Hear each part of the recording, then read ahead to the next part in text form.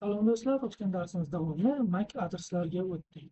MAC adreslar ro'yxatini switch qurilmamiz o'ziga yaratib oladi. Ya'ni bu nima degani? Boshqa qurilmalarni o'zi bilan kimlar aloqa qilib turganini bilib olish uchun ularni MAC adreslarini yozib oladi o'zini ro'yxatiga.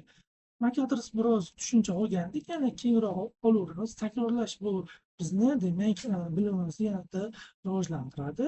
MAC adreslarimiz bu yerda mana umumiy ma'lumot berilgan 48 bitdan iborat. 6 bayt bilasizlar, 8 bit 1 bayt hisoblanadi. 6 baytdan iborat bo'lgan nol birlab iborat bo'lgan ma'lumot to'plami hisoblanadi va 16lik sanoq sistemasida quyidagi ko'rinishda yoziladi va shuni boshdagi 3ta qismi, mana shu 3ta qismi mana bu tashkilot IIID tashkiloti bilan tomonidan beriladi. Bu butun dunyo bo'yicha kimga beriladi? Ishlab chiqaruvchiga beriladi. Masalan, Huawei kompaniyasi yoki Cisco kompaniyasi tarmoq qurilmalarini ishlab chiqaradi. Yoki san tarmoq qurilmalaringga mana shu darsdan boshlaysan, mana shu 3ta bilan boshlaysan deydi. Va Huaweiga esa san mana bundaqchi, ya'ni bir-biriga mos bo'lmagan boshdagi 16 sanoq sistemasiga mos bo'lgan, demak mana shunaqa sanoq sistemasiga oid bo'lgan raqamlarni beradi. Keyin qolgan mana bu 3tasini esa ishlab chiqaruvchi o'zi, masalan Cisco bo'lsa Cisco, Huawei bo'lsa Huawei, Tenda bo'lsa Tenda o'zlari qo'yib olishadi. Natijada demak jahon bo'yicha qurilmalar bir xil MAC adresdagi qurilmalar bo'lmaydi.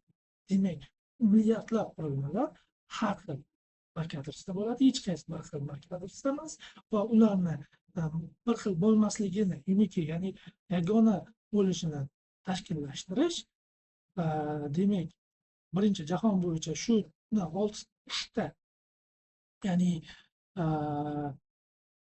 yarmi 24 bitini beradigan mana shu tashkilot va qolgani ishlab chiqaruvchiga tomonidan ta'minlanar ekan. Mana bu yerda ma'lumot berilgan, to'xtatib o'zingiz ko'ra olsangiz bo'ladi. Xo'p, MAC adresni yana bir takrorlab oldik. Yagonaligini tushundik. Unda qiziq holat, demak bayt va bitlarni ishlatamiz va bularni albatta keyingi darslarimizda ana chuqurroq kirib boraveramiz. Ya'ni o'zi qadamma-qadam shunday yo'limizdan chiqib boraveradi va o'shani o'rganib boraveramiz. Xo'p, umuman olganda yagona shu ko'rinishda qilinar ekan. Xo'sh, endi keladigan bo'lsak, kompyuterdagi mana shu real hayotdagi mana shu qurilmamiz qanday qilib MAC adresni o'zi xotirasida yozib olishini ko'rib chiqamiz. Bu qurilmamizda ko'rib turibsiz, faqatgina bitta setovoy kabelimiz bilan mana shu kompyuterimizga, ishlab turgan kompyuterimizda ulanish bo'lgan. Va buni hozir tekshirib olamiz. Hop, bundan oldingi darsimizda ko'rganimizdek, bu 5-portda turibdi va ichiga kirib olamiz. Switchimizni ichiga kirdik. Foydalanish darajasidamiz va bizga show, ya'ni MAC adresini ko'rish uchun mana shu yerda shuni o'zi ham yetadi. Bilasizlar, mana bunday buyruq berildik va demak so'rov belgisini qo'ysak, bizga ko'proq ma'lumot berar edi. Bu agar yozuv kichkinalik qilayotgan bo'lsa, demak nastroyka bo'limiga o'tib olamiz. Change settings ga o'tib, bu yerda Windows ko'rinishi, appearance ko'rinish, font yozuvi kattaligi, shuni demak kattalashtirib olamiz. 16 ga qo'ydik, apply qilaveraylik qani. Ancha tiniqroq ko'rinadi. Space ni bosdik. Ko'rasiz, shuncha buyruq. Uni oldingi darsimizda ham ko'rib olgan edik. Xo'sh, bizda esa showdan keyin MAC kerak, mana MAC. MAC buyrug'i bor ekan. Show o'rtaga space MAC. Yana enter bosamiz, hali tugatmadik. endi adres yozamizda tartib yozsak u to'liqroq qilib yozib beradi. Endi enterga bosamiz va bizga barcha ma'lumotni beradi. Xo'p, shu yerda e'tibor bering, demak bilan ID'larimiz bor. E'tibor bersangiz mana shu yerda barcha portlariga alohida VLAN portlar ham hisoblanadi. Bu virtual portlar hisoblanadi. Bu bo'yicha keyingi darslarni to'liqroq o'tamiz va ularni ham MAC adresi bo'ladi. Bizda hozir esa holati mana MAC adresida jadvali mana holati statik turibdi va porti portda bog'langan. Xo'sh, hozirda bitta bog'lanish bor ekan, ya'ni gigabit portimiz jami 8 ta. Shu 8 tadan birinchi portda ulanish bor deb, mana ulanish bor deb. Bu ulangan qurilmamiz dinamik, bu o'zgaruvchi, statik o'zgarmas. Ya'ni statik bo'lsa o'zgarmaydigan IP MAC adresi bo'ladi turi va dinamik o'zgarib turadi. Ya'ni hozir olib tashlab turib, ya'ni boshqa qurilma qo'shsam, o'shani IP'sini oladi, o'shani MAC'ini oladi. Xo'p, endi bu yerda quyidagi ko'rinishda o'qitadi. Endi bu birlashtirib yuborgan, biz mana bu ko'rinishda o'qisak bo'ladi. C8 53 09 I C5 va 02 ko'rinish. Xo'p, buni aytdim, mana shu ishlatib turgan kompyuterimda demak ulaganman dedim. Demak, bizni qoidamiz bo'yicha bu hozir switch mana shu kompyuterimni MAC adresini demak o'ziga yozib olgan bo'lishi kerak. Buni ko'rishimiz uchun qayerdan ko'rardik? cmd command cmddan ko'rardik. Mana bu yerda command tutamiz va bu yerda ipconfig all hamma sozlashlarni ochib ber degan ma'noda beramiz. Bu yerda hamma ma'lumotlarni berdi. Demak, har xil interfeyslar bor, ya'ni tarmoq ulanish uchun ularni demak o'zini MAC adresi mavjud. Fizik adres bu MAC adres degani. Va mana e'tibor berganimizda C8 53 shu bilan bir xil to'g'ri kelyaptimi? Bir xil 0 ya'ni hozir ko'rib turibsiz, bizni mana bu kompyuterimizni, shu ishlatib turgan kompyuterimizni fizik adresini mana shu switch o'ziga shappa deb yozib oladi. Keyin bog'lanish kerak bo'lsa, shuni filtrga qo'yadi. Bu qurilmamiz bor ekan, davay ma'lumotni jo'natadi, shuni o'ziga shappa jo'natib yuboriladi. Faqatgina shuni o'zi emas, boshqa sozlashlari ham bor. Ularni ham albatta keyingi darslarimizda ko'rib boraveramiz. Xo'sh, birinchi demak kompyuterimizni ko'rib oldik, birinchi ma'lumotni qildik. Endi shu narsani demak PT deyapman, paket tracerda, endi qisqartma qilib ketaversak ham bo'ladi. Shuni o'rganib, paket tracerdan ham qilamiz. Bu tarmog'imizni bilasiz. Bu tarmog'imizda mana bu switchimiz bu qurilmalarni MAC adreslarini yozib olishi kerak. Buni ichiga kiramiz va shu buyrug'imizni beramiz. Show MAC adres tab bilan to'liq enter bosamiz. Hech qanday ma'lumot yo'q. Lekin tarmog'imizga qarasangiz, demak, ikkita qurilma, 3 ta kompyuterimiz deyarli bog'langan. Nimaga yo'q? Sababi holi bular o'rtasida ma'lumot almashmagan.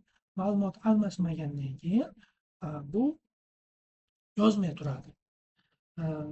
Agar ma'lumot jo'natib bir-biri bilan aloqa qilsak, bu kompyuter bilan bu kompyuter aloqa qilsak, demak o'sha birdan MAC adresini yozib oladi, o'zini xotirasiga. Ma'lumot almashmayapti, yozmayapti. Real hayotdagi kompyuter switch esa birdan yozib oladi. Ulandimi? Shuni yozib oladi. O'zi ma'lumot jo'natadi, men bilan kimlar aloqada ekan, meni xonamda kimlar bor ekan degan ma'noda o'zi buni o'zi olib oladi va bunda simulyatsiyada endi siz o'rganishingiz uchun shuni birdan qilib qo'ymagan avtomatik. Bilasizlar, mana bu yoqda nimamiz bor, veb saytimiz bor. Shu veb saytga murojaat qilamiz. Ya'ni kompyuterimdan veb saytga kirishga harakat qildim. IP adresi bilan 192.168.1.3 edi. Internetga IP'siga kirishga harakat qilamiz.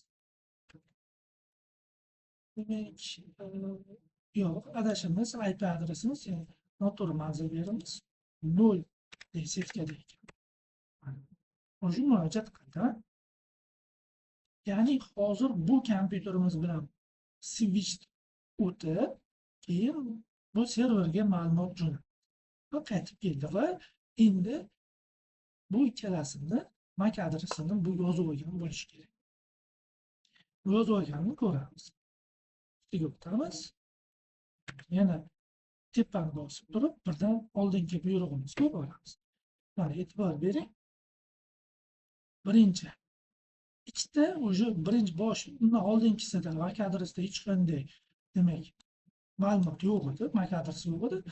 Bitta murojaat qildik, ikkita qurilma, server qurilmamizda va kompyuter qurilmalarimizda MAC adreslarini yozib oldi va ular qaysi port bilan bog'lanayotgani va o'zgarib turadimi, o'zgarmasmi, shuni turini birdan ma'lumot qilib berdi. Mana bu bilan aloqa qilmagani uchun buni MAC adresi u yerda ko'rinadi. Agarda bundan ham murojaat yuborsak, hozir demak buni keyin ko'rinadi. Bundan avval keling, mana buni qurilmamizda MAC adresini bilib olsak.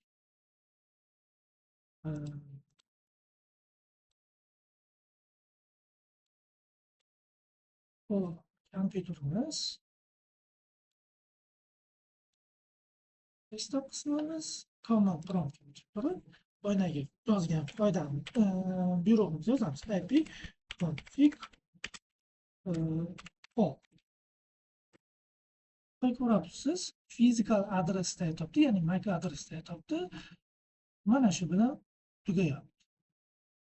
Demak, 0 yes bo'lsa, demak shu notebook bo'lar ekan. Bu 0 yes tugayapti, demak mana ikkinchisi mana bu switchni 101 portiga ulangan qurilmamiz notebook ekan. Bu esa demak server kompyuterimiz ekan. Xo'sh, endi server kompyuterimizga kiramizda qaraymiz. Server kompyuterimizda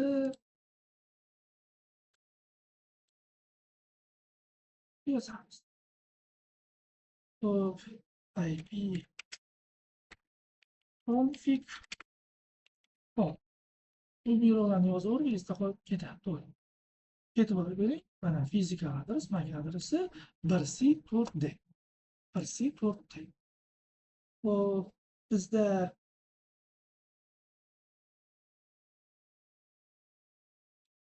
bir C4D chiqdi. Switchimizda yozuv olgan. Xo'sh, demak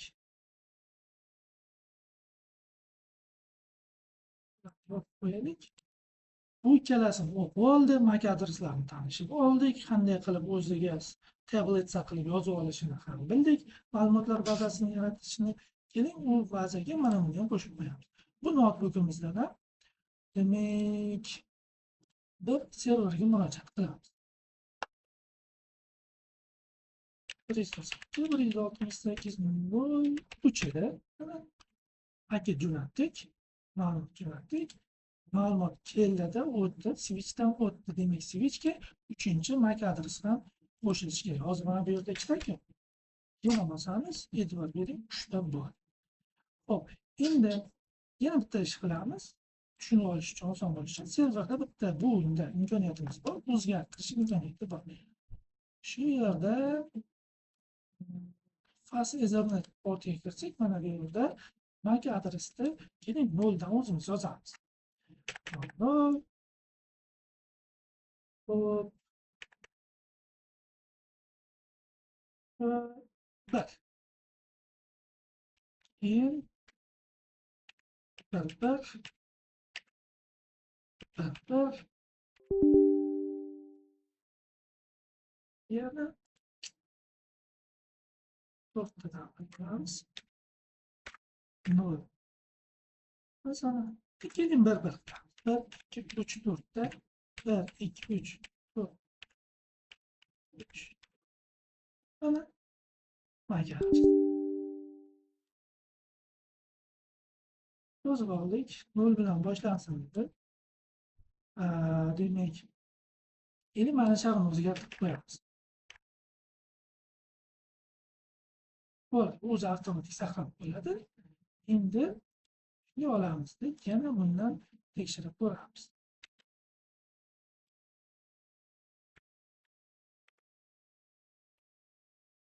E'tibor berdingizmi? Demak, MAC o'zgardi. Ya'ni switchda MAC adresi o'zgardi. Birdan o'zi ma'lumot o'zgardimi, yangilab olaveradi. Uzilish bo'ldimi, demak o'shani o'chirib tashlaydi. Keyin yangi qo'shildimi, paket jo'natib yozaveradi. Shunday qilib MAC adres tablitsasi switchda xotirasida yoziladi. Xo'sh, demak, asosiy vazifalarni bajarib oldik. Keyingi darsda ko'rishguncha.